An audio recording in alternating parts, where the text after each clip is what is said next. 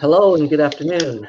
My name is Marc Caron. I'm here with my co-host for the Spirit Plant Medicine Conference, Mr. Stephen Gray, good friend, glad to be here. And today we have a very special guest in our little talk about our speakers for the upcoming conference. We have Mr. Chris Bache. Now, Chris is a professor emeritus in the Department of Philosophy and Religious Studies at Youngstown State University, where he taught for 33 years.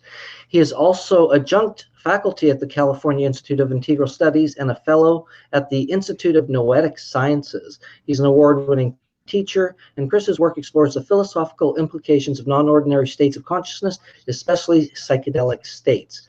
Chris has also written 3 books. One is called Lifestyles, another Dark Night, Life Cycles, Dark Night, Early Dawn, and The Living Classroom. And his new book is LSD and the Mind of the Universe, which is actually the title of his talk as well for the conference coming up in actually a month tomorrow. We start in 4 weeks. So welcome, Chris. Pleasure to see you again, have a conversation.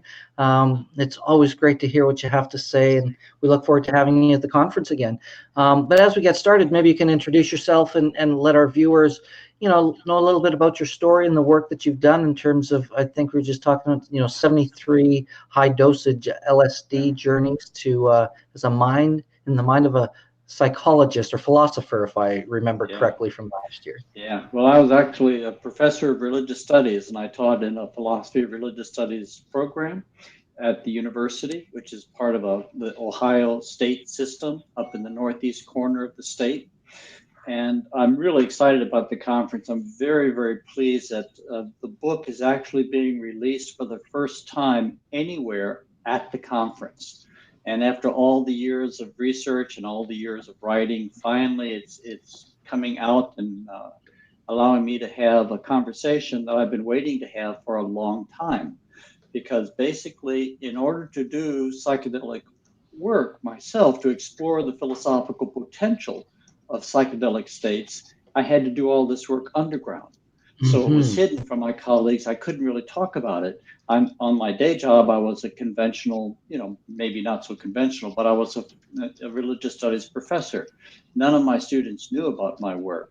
So this is a conversation that I've been waiting for a long time. I had to wait until after I retired to have it. I had to wait until after I was past the statute of limitations for my psychedelic crimes. And I'm just delighted to begin this conversation here at the conference and in the workshop we'll do following the weekend after the conference. Great. Wow. So, oh gosh, we could all ask all kinds of questions. I know, just that introduction gave me about 10 of them right now. Well, why don't you fire one out then, Marc?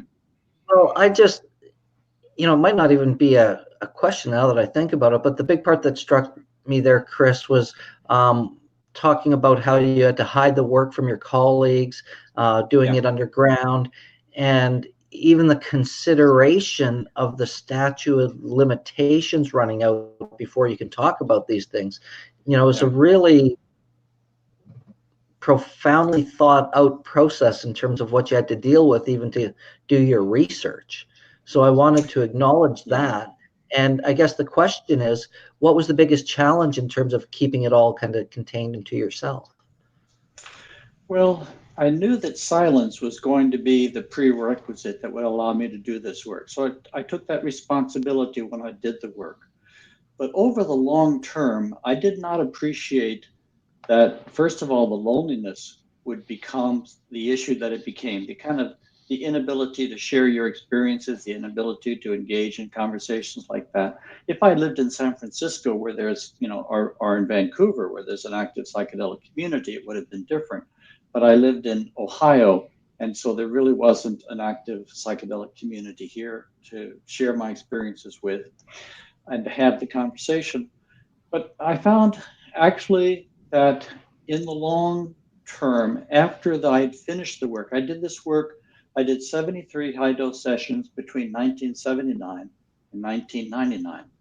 And so I waited 20 years, to write the book, to tell the full story. I've written about, my story in Dark Night, Early Dawn, but I really didn't tell the full story until now.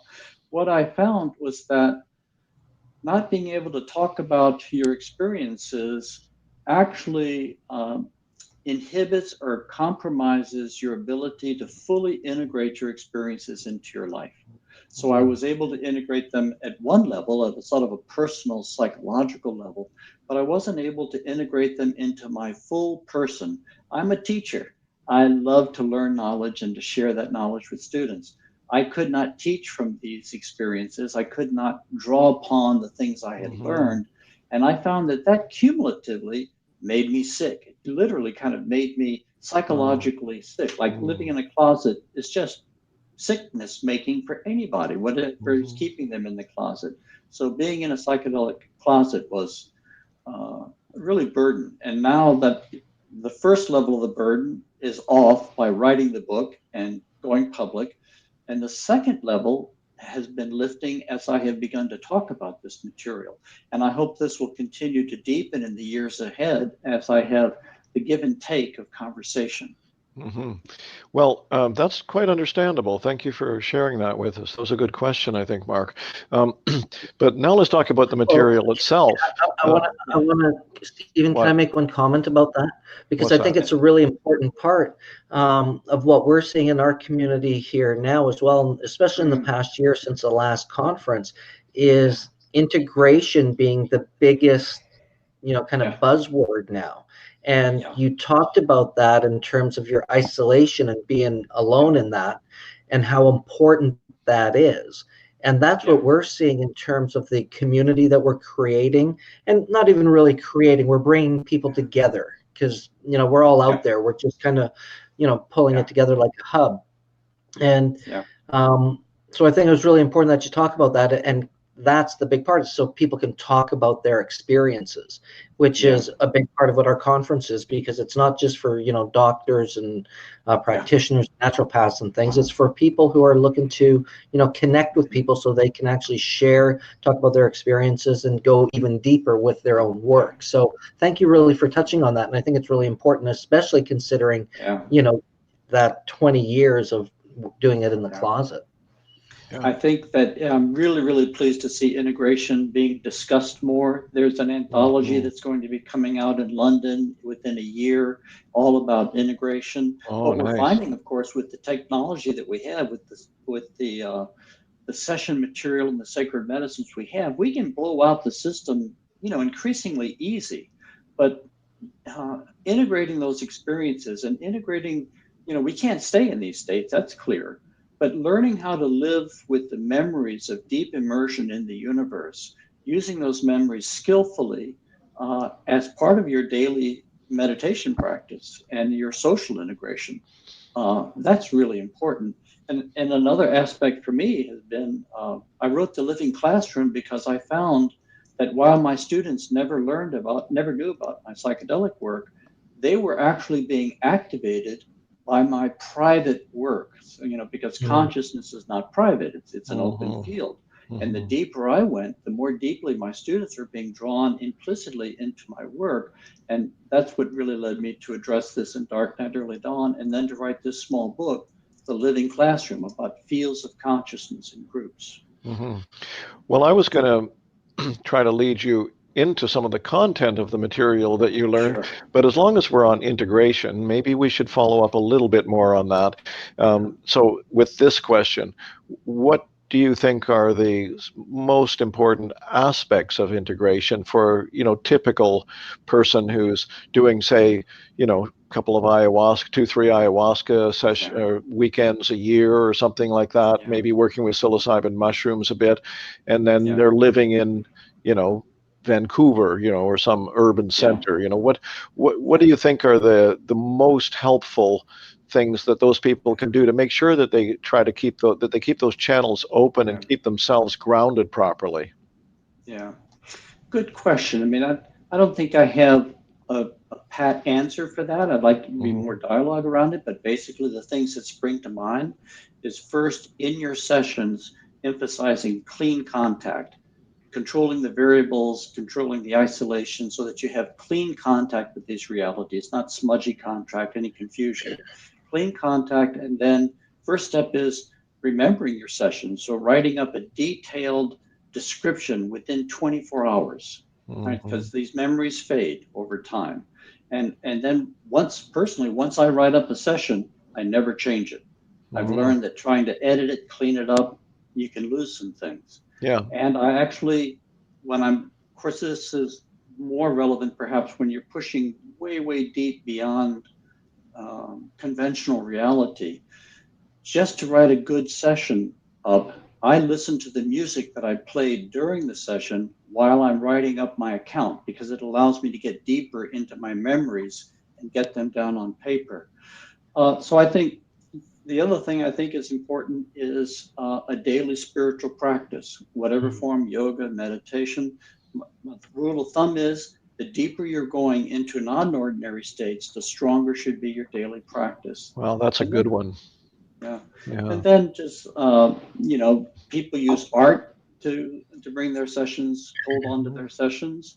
For me, I've been given lots of teachings in my sessions, and I've been given practices. So my responsibility is to try to live by that teaching as best I can, and to cultivate those practices to actually do the assignments that I was given.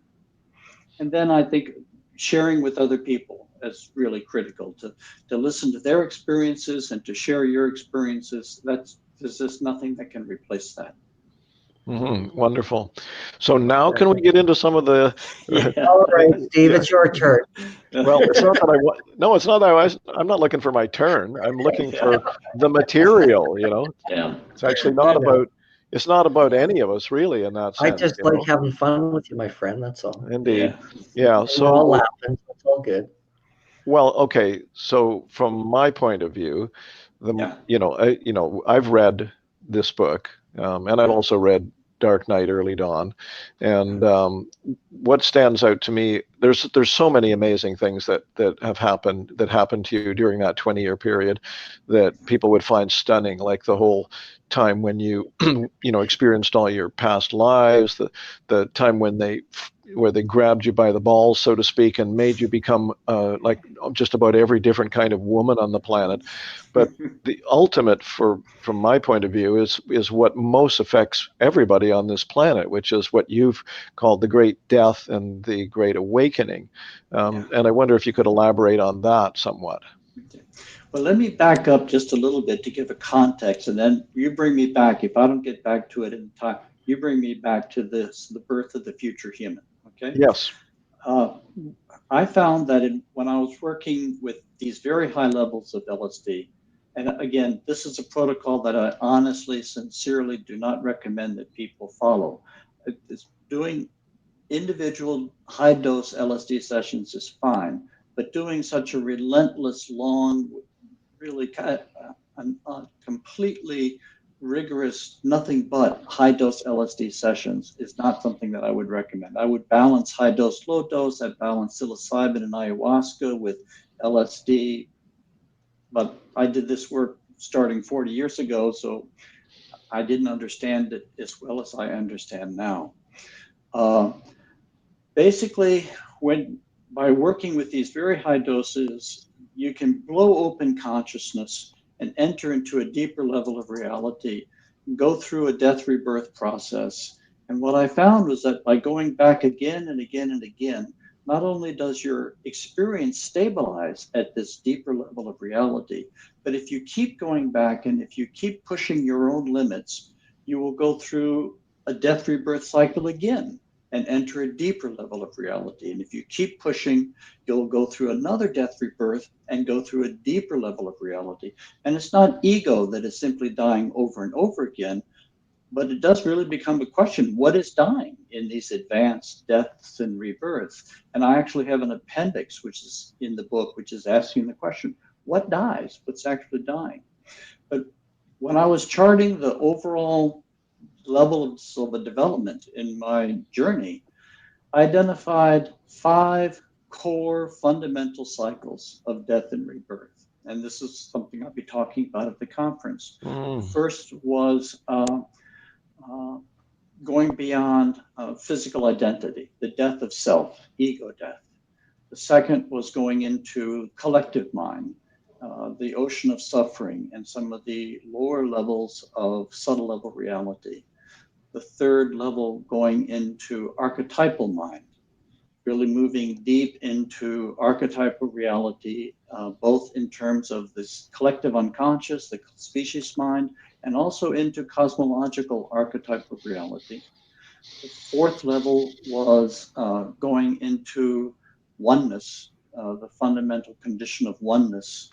And the fifth level is what I call diamond luminosity, going into the diamond luminosity, what Buddhism calls Dharmakaya, or the clear light of absolute reality. So all of my sessions kind of can fall into these categories. But then while there's this deepening process and going into collective dimensions, archetypal dimensions, causal oneness, and going into diamond luminosity, I began to have rhythmic, systematic initiations into a series of ideas that had to do with the entire human species. In fact, the entire trajectory of my experiences was not personal. It really wasn't primarily about my personal healing or my personal development or my personal enlightenment. Everything seemed to be converging around the theme of humanity's collective transformation. That seemed to be the work of the hour. That's what we're here for. That's what we're about. We're at a life and death moment for the species. And my work and all of our work seemed to be part of this convergence that's taking place in history, taking us through this transition that we're going through. And this is what I came to call the birth of the future human, leaving it open-ended, what the form of this future human will take. I have my own experience of it and my own theory of it in a way, and I think it is a culmination of the reincarnation process.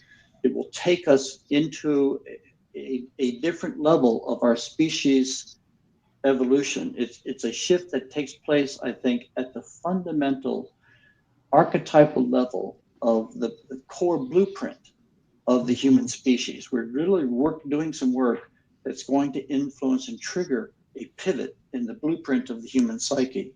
And I don't think we're going to make this jump into this new psychological awareness of the heart and mind without going through a tremendously painful transformation process, the dark night of our collective soul, and which is essentially a time of purification, a time of letting go of the past, a time of basically coming to terms with the choices we've been making historically in the past, making new choices, choices that do not reinforce the stories of hate, are the stories of class division, racial division, religious division, the nationalisms which tear our planet apart, the economic divisions which cause so much damage. Literally, I think we have to consume the karma that those choices have brought us. And we've been making those choices. I mean, we reincarnate generation by generation. So we're carrying the entire history of the human planet in our history, in our souls, in our stories. And as we change those stories, we contribute to a change in the playing field of humanity. And so in my work, I've been taken into that process, gone through tremendous exercises of purification and healing of the collective psyche, of the wars that we've fought and all the terrible things we've done to each other, and have been taken into what I call deep time, into dimensions of time where the future it becomes as available as the present, and been given glimpses into the culmination of this death and rebirth process, experienced at a collective level, and then the transformation of our species into this higher order of humanity that's coming forward. That to me is the most important theme of the work, because all of us are involved, all of our children, all of our grandchildren. I think where we're going with this is that it's I don't know what the timeline is, but in some relatively near future, it is going to be clear to the whole planet that this is job number one, as Ford used to call it. So how about this question related to that then? You listed off the kind of ways in which the sort of human enterprise is, off track, like nationalism, racism, religion, divisions, and perhaps, right up Gender. there at the top, materialist illusion that promotes 50 families having half the wealth on the planet, or whatever that is. Yeah. So given that it appears that we are, as a species, so far away, lots of people are making inroads into the transformation, of course, but it's, in total numbers, out of 8 billion people, it's a minuscule number of people. So that, Yeah. given that, 98 or 9% of the planet is not even aware of this possibility, let alone doing anything to move in that direction. Yeah. What is it going to take? It seems to me it's going to take terrible disasters of some kind to open up a crack. What do you think? Yeah. How can we get as far as we need to get in as little time as we have, as the global crisis triggers a cascade of a series of economic, political, social crises that we're seeing? Well, not even to mention environmental. Oh yeah. Yes. Yeah. Right? I don't have any secret, any inside information of the how, when, and why of what's happening. Just that we're going into a global systems crisis, which is being driven by global ecological crisis and other imbalances in the world. But then, after years of being shown this very, very positive, optimistic, fulfilling our evolutionary destiny, it had never shown me how could we possibly make this transition. And you're asking that question, Stephen. Exactly. And then one particular session, what I call the Great Awakening session 55, took me into that process and into this trauma. And it also gave me a set of teachings around how we will make this transition. And it has to do with understanding the dynamics of the collective psyche, that all of our individual psyches feed into and are part of, we are fractal embodiments of our collective psyche. And all of our experience, as Rupert Sheldrake talks about in morphic field theory, all of our experience is being processed, collected, and processed at a collective level. And we know something, well, the basic formula is this. Our collective psyche is a field. Fields behave in certain predictable ways. There's a correlation between the way the collective psychic field of humanity will behave as it enters into extreme crisis, and the way in the future, and the way that other physical systems behave when they go into what are called nonlinear systems or far from equilibrium state. The basic vision is this: when go deeper into this century, we are going to go into a period of tremendous pain. I mean, I don't see any way around it. We're going to suffer terribly. And in contrast to anything that's happened before, this pain will not be restricted to one continent or one part. It's going to be global. It's going to be massive. And all of this pain that we are going to experience individually is going to be feeding into the collective psyche, so that the collective psyche itself will be moving into increasingly nonlinear conditions. When the psychic field of humanity moves into these nonlinear conditions, if we can extrapolate lessons from physical fields, we can hypothesize that several things will begin to happen. First, small perturbations can produce very large effects. So the impact or the effects of individuals on the outcome of history will increase. Ooh, good Individual people can have a larger trigger on the future. Yeah. Could I interrupt for a sec? I think I understand what you mean by nonlinear conditions, but perhaps it needs a little more clarification. Yeah. Can you go into that a wee bit more? Basically, and here I'm not a scientist, so my apologies to those who really could answer this question much better. But basically, when you have a system, it develops a balance between energy in and energy out. And if you keep pouring more and more energy into that system, it becomes increasingly unstable. And when it becomes unstable, it shows characteristics which are not like it was when it was a stable system. When it becomes so unstable, we find that in nature, it can respond to this instability to draw out new levels of creativity out of nature itself. So nonlinear systems are highly creative systems. They produce things which we wouldn't have predicted previously. And it's fast. Changes can take place very fast when they're in nonlinear conditions. So it's just, and individuals can have disproportionate effects on the outcome in nonlinear conditions. So technically the term would be in systems that are in the far from equilibrium state. Yeah. So creativity, spontaneity, fast speed, and individuals having larger influence. Right. So obviously that's a pretty scary,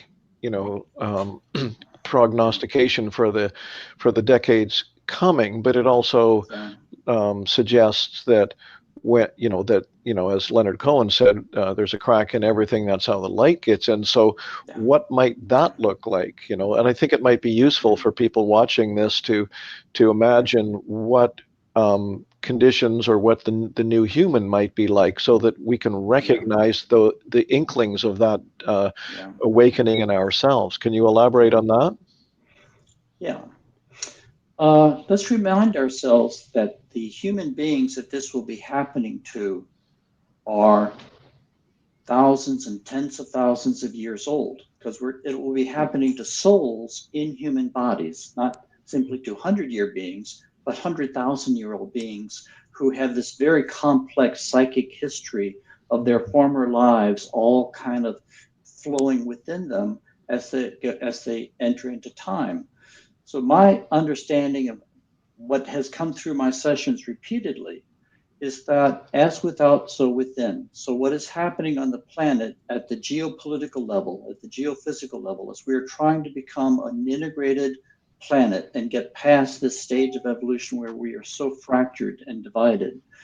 As we are confronting our history geopolitically, we are also confronting our history inside, the history of the soul and the fragmentations within the soul. And the sessions have taught me that there seems to be a synergistic relationship between engaging a changing world outside of us as we work to create a future that is fundamentally different than the past, and a maturation which is taking place where we kind of integrate our former lives in a way that leads to an arising of an awareness that is an intuitive and an immediately experienced awareness that my mind and my heart are not the age of my body. My mind and my heart are much older than my body, and my relationships are much older than my present body's relationships. I am living in time as a manifestation of creative energy. Everyone around me is doing this. We've been doing it for generations. I think that what we're witnessing, the only way, well, let me put it a different way. The ego created this global crisis. The ego cannot solve it. The soul is the only thing that can solve it. I think we're making a transition from ego consciousness, individual body, mind consciousness, to soul consciousness. And by soul consciousness, I don't mean simply a disembodied ego. I mean what I call the diamond soul. All of our history integrated in a way that generates a higher level of functioning so that we begin to live out of a larger platform. And I think we can see this happening around us. When people take up projects that they know they won't finish in their lifetime, when they are willing to die so that others can live, when their commitments are not to their own individual private enhancement, but to the enhancement of larger numbers of people, I think what we're seeing is the soul. Those are the symptoms of the soul emerging in our psychological awareness. We just don't know what to call it. We just think, oh, this is a great being. This is a Gandhi. This is a Martin Luther King. But really what we're seeing is the maturation of the soul within our individual lives. And do you see, go ahead. Do you see a lot of that happening? Well, just look around us, and because there are a lot of people doing a lot of injurious things, but there are a lot of people doing some magnificent things. They are committing themselves to projects that they'll never see realized in their lifetime. And I think we're going to see more and more of that as we really come to terms with the fact that the way we're living just isn't working. The way we've organized our culture isn't working. We need to be experimenting with new and different ways of creating an economy, creating social family, so on and so forth. I think, now, here's the thing. There's no guarantees in evolution, right? There's no guarantee that we're going to come through this. There's no guarantee that the next form of the human being will be born successfully. But the more we experience the intelligence of the universe when we work in our sessions, the more we experience the profound wisdom that's behind the formation of galaxies and the formation of solar systems and the emergence of light. That intelligence seems to think that humanity is ready for this transition. Gestation is a long process, right? But birth is very short, very fast, and convulsive. Yeah. I think we have been maturing through thousands and thousands of years. The soul has been. Now nature says it's time to give birth to the soul inside history, not just when we die, inside history.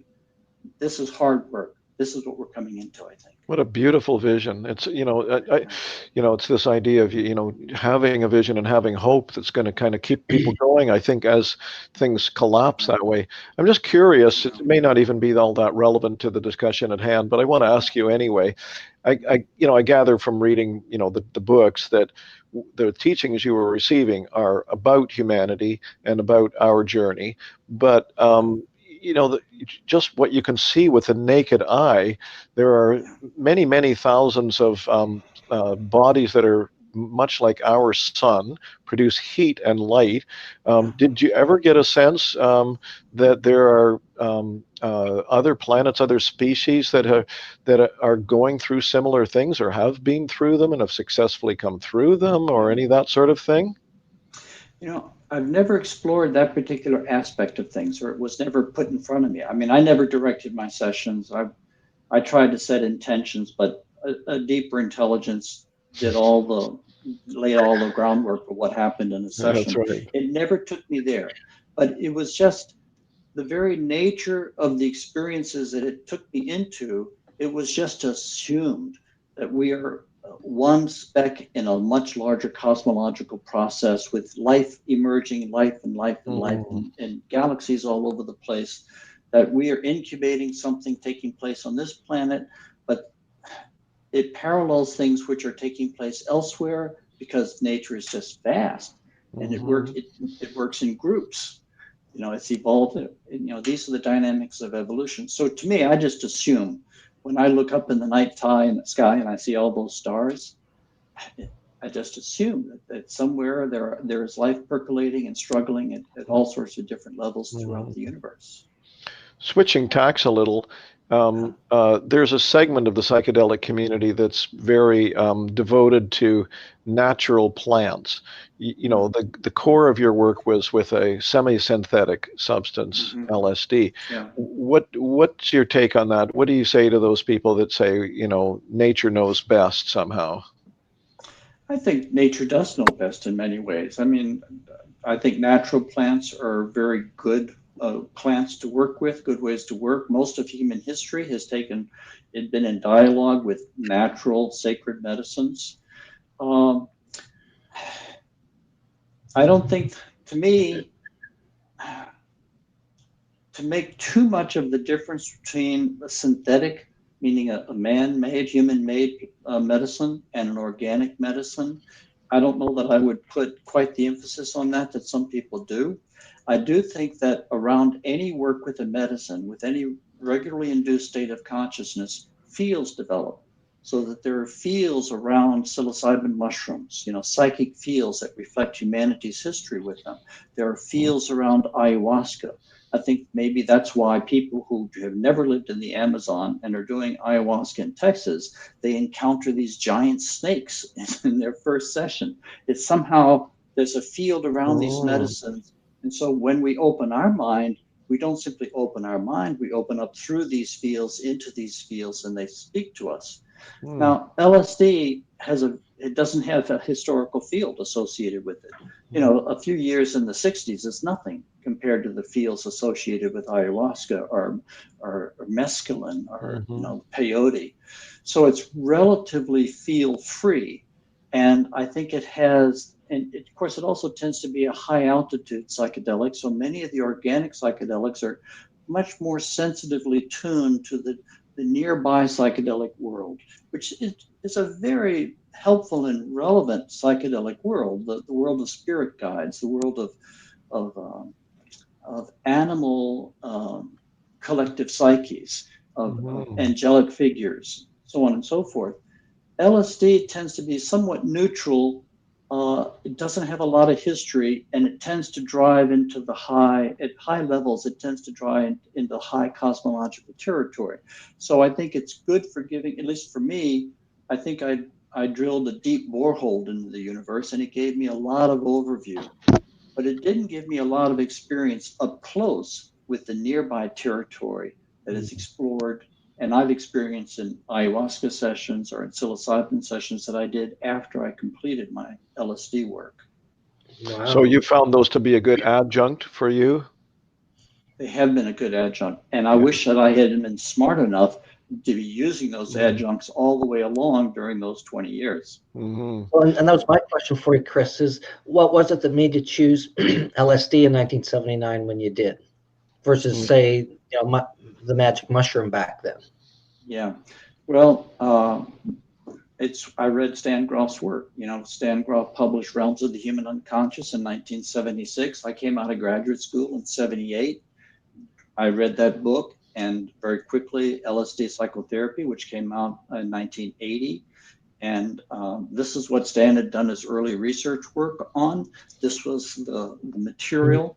And in my case, I was able to find a way to get high quality, you know, laboratory grade LSD. And so it was a combination of, I trusted Stan Grof's work. His methodology was really around LSD in the early years. And it was only because of his research that I trusted my own mind into going through this process. And it was the substance that was available to me.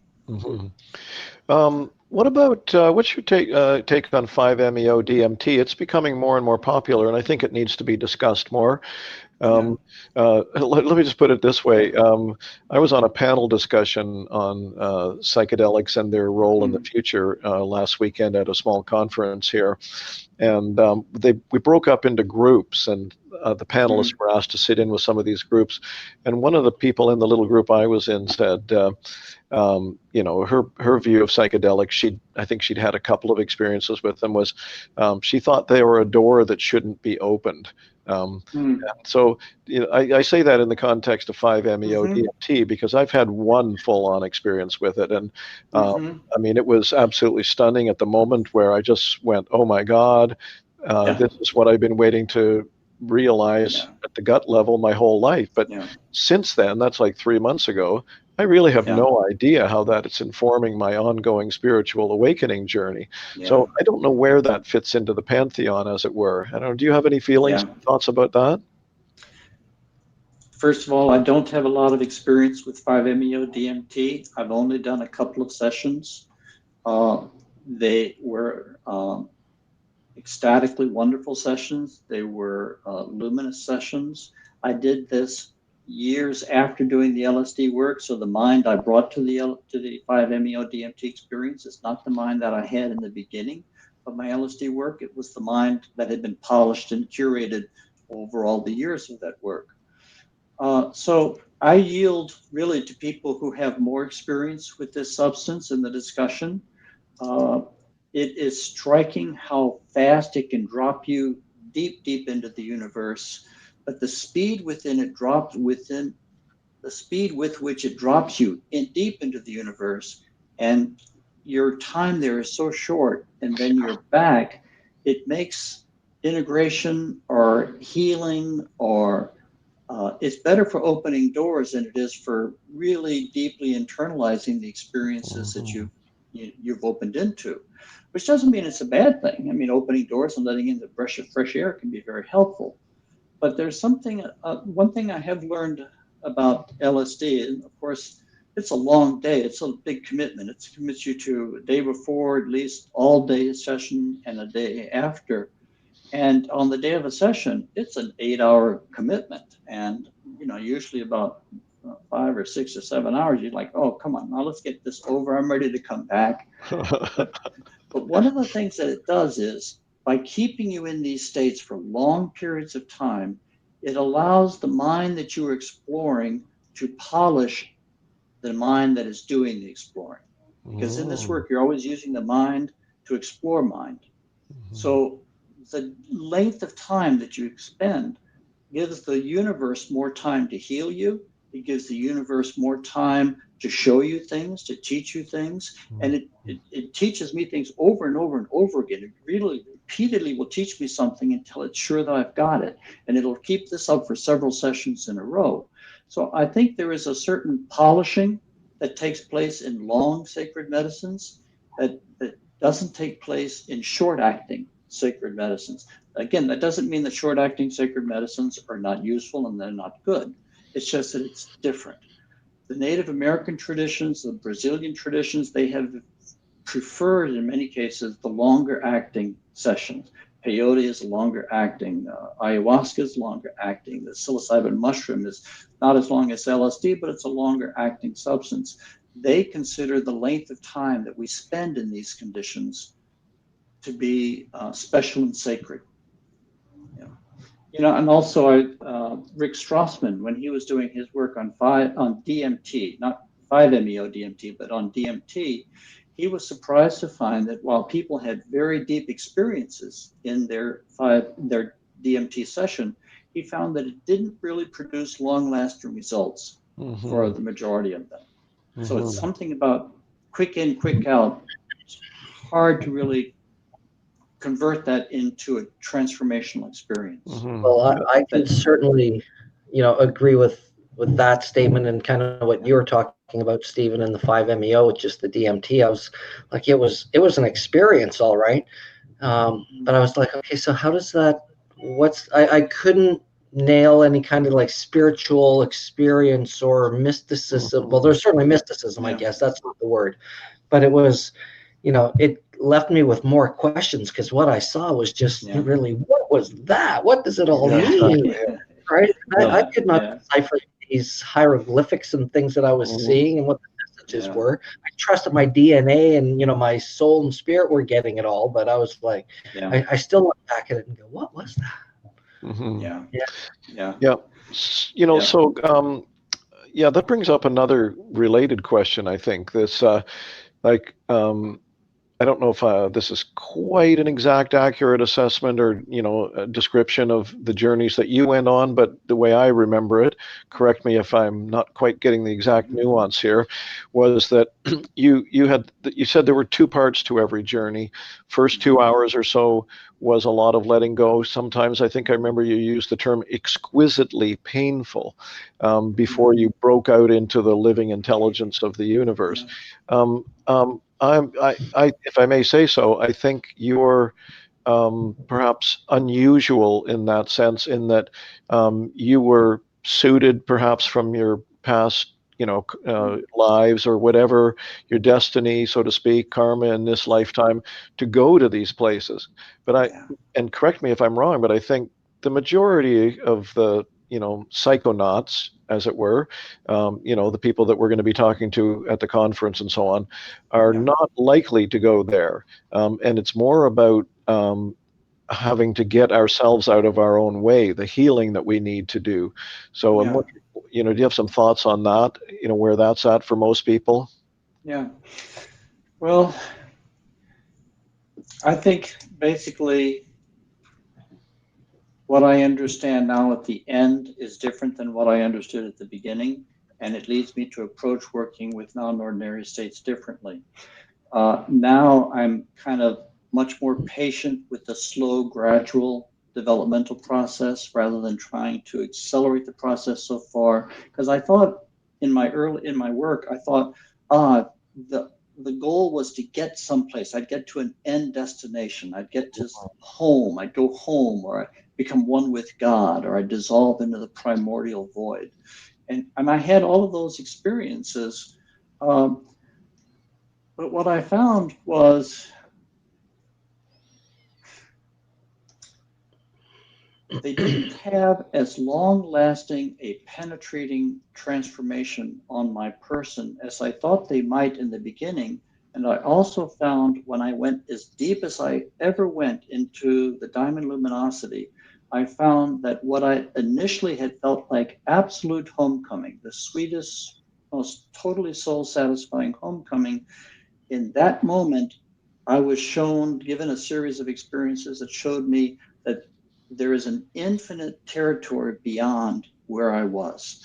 So Wow. that the idea of getting to the end of a journey was just, I let it go. It didn't work anymore.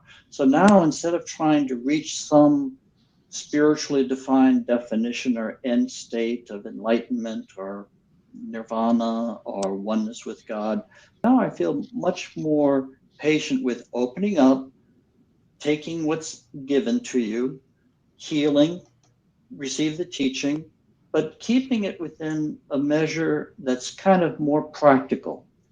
So that there may come time when you want to go up periscope, take a deep look around. But a lot of the really productive work, I think, is done at a lower level. We don't have to tear apart our psyche as deeply as I did or other people do sometimes in order to really um, remember who we are, remember what's happening in history. So I guess I would counsel a gentler approach into these things. Mm-hmm. Good one. Yeah. Now, as a Hmm. philosopher who had a deep passion to understand how the world was put together, Mm-hmm. that part of me, I wouldn't trade the 73 days for anything on earth. I mean, Mm-hmm. they gave me an understanding of how the world works, which Mm-hmm. has changed my heart, changed my life. Yeah. Um, and I, you know, but And your I, work for this lifetime too, to share that, right? So on yeah, I this mean, notion of going yeah, gentler, yeah. maybe you could share with people a little bit about what you hope to accomplish or what you hope people might walk away with at the end of the workshop you're going to do on the Yeah, following weekend after the yeah, conference. yeah. Yeah. I really don't know yet. I know what I've experienced. I know what's living inside me as living memories. I'm trying to figure out how I can make these useful to other people. I know that there are things that I know and there are things that I understand. I know that when I begin to get into the memory of these events, when I begin to describe them or that they get activated within me, I know that my consciousness changes just in the talking about them.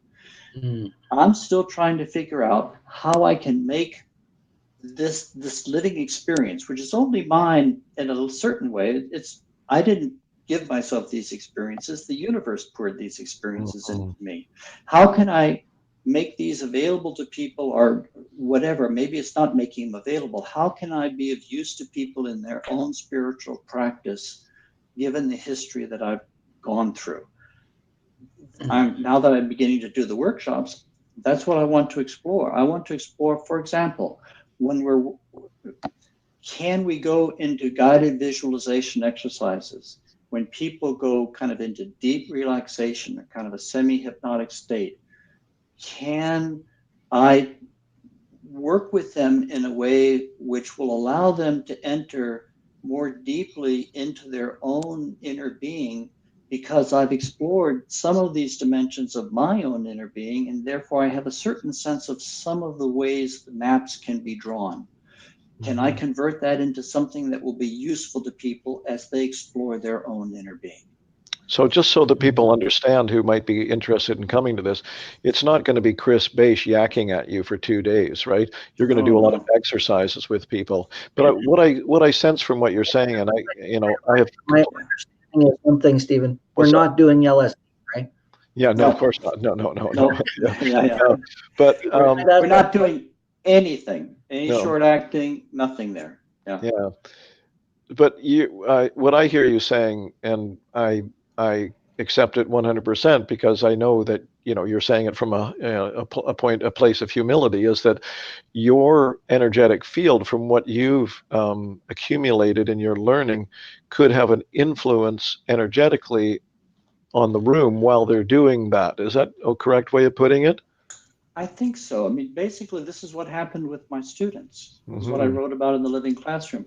My so-called individual experiencing my deeper consciousness, the larger consciousness, the mind of the universe, had an effect on my students, which was a combination of healing and liberating and kind of causing them to face things in their life that they may not were initially wanting to face, but when they did, it had a very beneficial outcome. So that I know that my being and their beings are interconnected in these very, very subtle ways.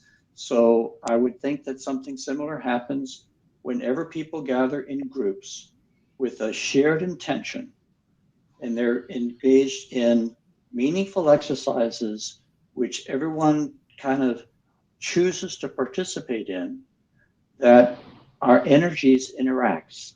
Their energy comes into me, my energy flows into them, and the question then becomes, well, what can we do with our shared intention? How deeply can we take this? What insights can we, trigger?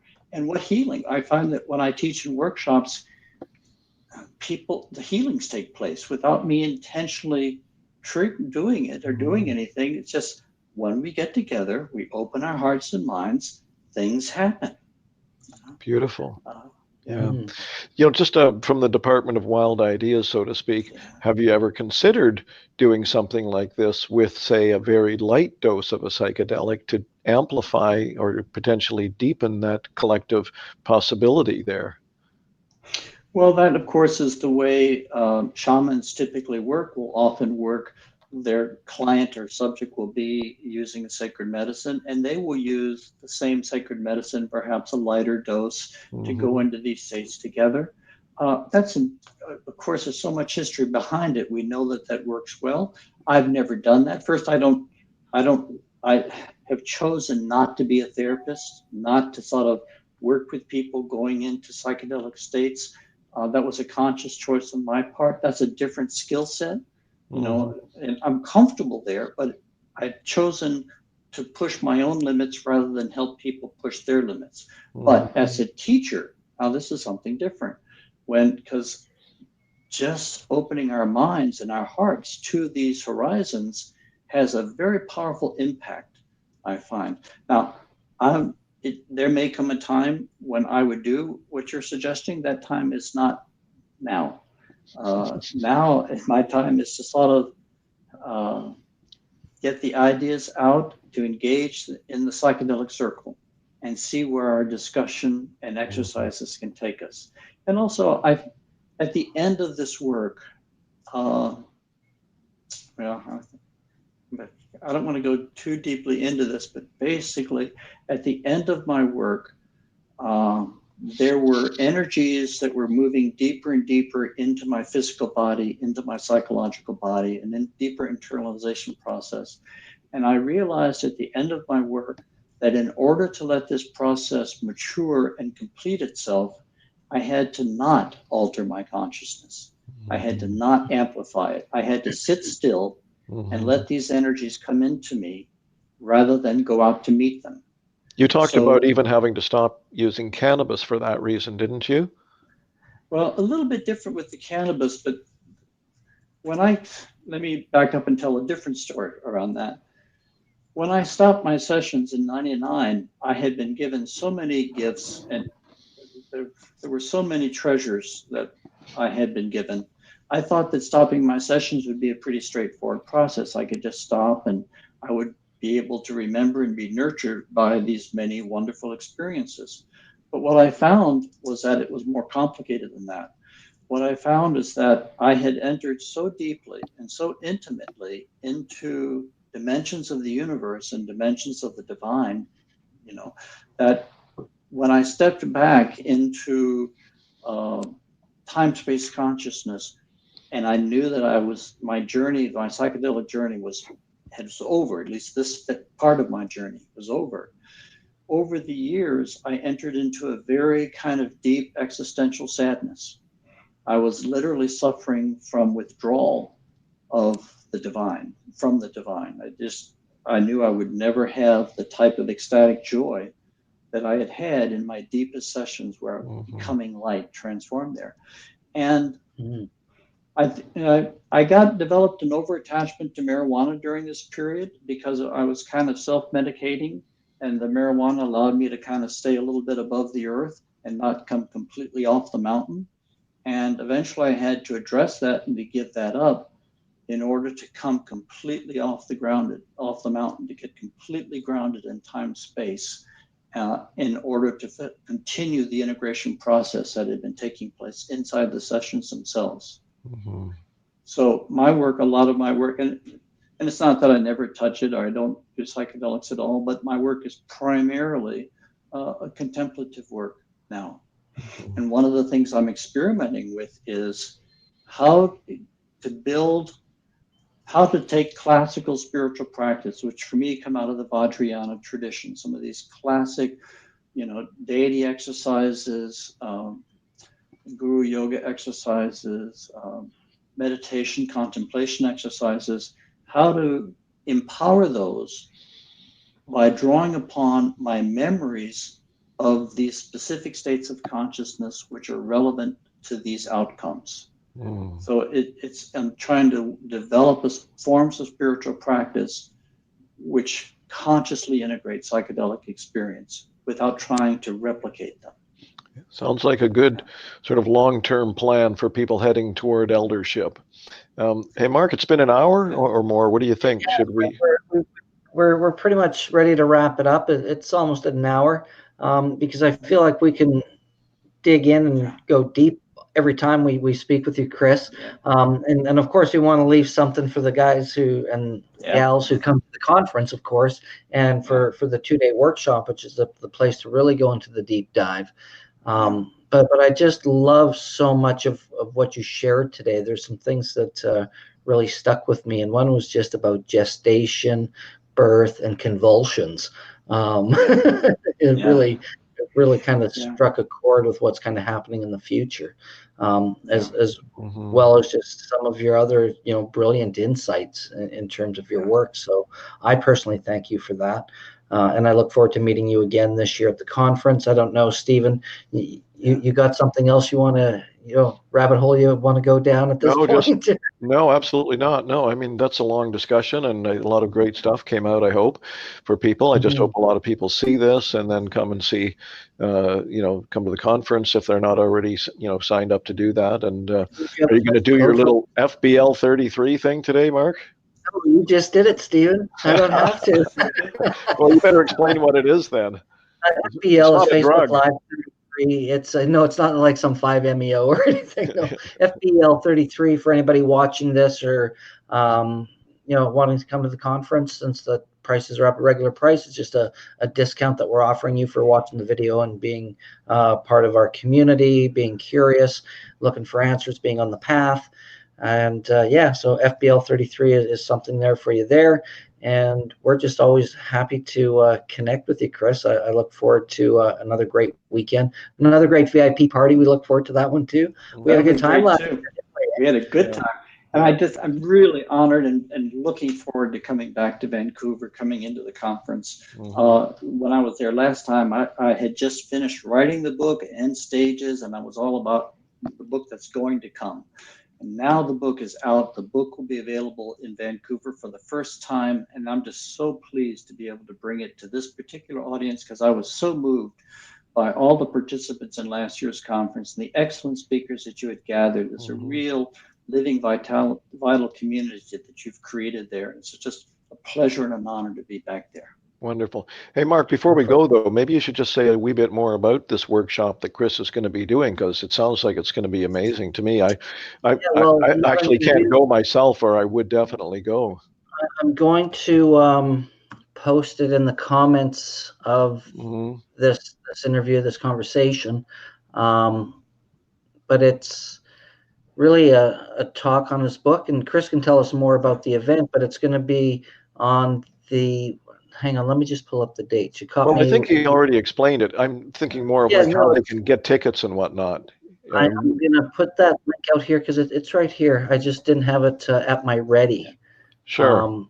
It's going to be the Friday and Saturday, the weekend That's after right. the conference, and it's going to be 2 full days with a meal provided, I think, right? Lunches. Yeah. So it's going to lunches. It's going to be an opportunity to really settle down and sink deep into this material. But it's a dialogue. It's about sharing our experiences and processing them together, and exploring different exercises so that we can not just absorb these ideas intellectually, but absorb them in our hearts and psychologically into our souls. Wonderful. I'm really looking forward to it. It's a new adventure for me, and I think it's going to be a lot of fun. Great. Yeah, I've just shared it in the comments section on the Facebook feed. So for anybody interested, they can find it there. It's on the Spirit Plant Medicine website, Conscious Living Network website. It is all out there, and it's in some promotional materials and emails going out with our pre and post conference events as we get geared up for a month leading up to the conference. It's going to be go time. It's kind of what makes me thrive and go a little crazy. And I bet. I enjoy the pressure because the pressure seems to be what it takes to get things done for me. Thank God for a deadline. Yeah. And and Marc deserves an immense amount of credit because you're working really hard at this, Marc. Yeah. It takes a lot of work to produce a conference like this. Yeah. I'm just enjoying the process, learning new things every time because there's a lot of moving parts, and then all of a sudden it's like Steven says to me today, "You got that on your list, Marc?" And I go, "List? I'm supposed to have a list? Oh no!" So yeah, it's go time. We're 4 weeks away. 4 weeks away tomorrow. So anybody out there want to come and join us? We're happy to have you there, and we're looking to be a sold out crowd. There might be one day tickets available. We'll see. But we're just happy to see it all happen for the 9th year. Thank you, Chris, again for being part of it a second year in a row. Thank you, Marc. Steve, my pleasure. Thank you. Awesome. Both of Stephen, it's never a day without my fix of Stephen Gray. So that's it today. And thank you, everyone, for watching. Any questions, you can always comment, message us, and connect through our many different social media feeds. So thank you very much, and take care of yourselves out there. Happy journey.